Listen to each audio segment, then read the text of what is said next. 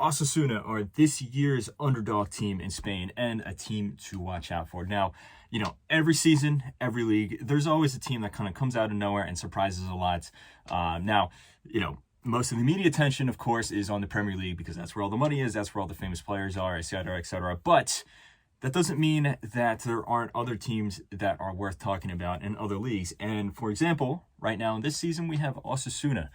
In La Liga, they aren't having, an absolutely crazy results. They're ninth right now. At one point, they were seventh. They were creeping up on sixth. And it is possible that they can finish as high as that because they have a better head-to-head result on the teams ahead of them, Rayo Vallecano, for example. But where the real story is in the Copa del Rey, where Osasuna have made it to the final. This team overall is a very well-rounded team, in my opinion. Mostly unknown players or players that you would know if you follow La Liga, but not really that well-known outside of Spain. For example, the goalkeeper, Sergio Herrera, I think has been having an absolutely wonderful season. Of course, you have Budimir, the Croatian guy that, he's been a regular member in the Croatian national team. He's been at the Euros. He was at the World Cup. You also have their top goal scorer, Alvia, the Argentinian striker who's been scoring a decent amount of goals for Osasuna. And then you also have some surprise members like Ez Abde, the Moroccan winger, who's actually on loan from Barcelona. He also made an appearance for Morocco at the World Cup, had some good performances there. He was a player that was very talented at Barcelona, but he just never really was able to lock down a spot. He went on loan to a few other clubs, and now at Osasuna, he's finally finding his stride.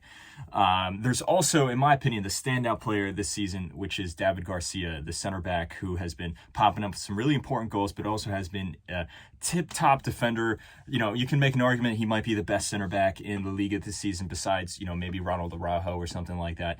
He actually earned a call-up to the Spanish national team in the recent international window because of his good performances. But like I said, what makes this team is their run in the Copa del Rey. They are currently undefeated in the Copa del Rey. They have not lost a single game.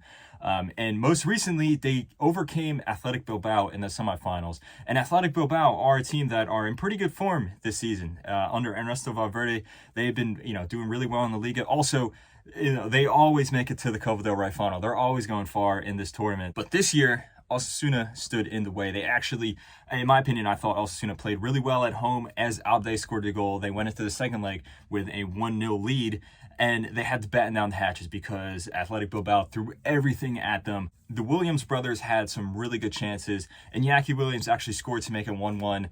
And Nico Williams and Iñaki Williams, as well as the rest of the Athletic Bilbao forwards, were stopped by Sergio Herrera, who had one of the best performances you'll ever see in this competition in goal.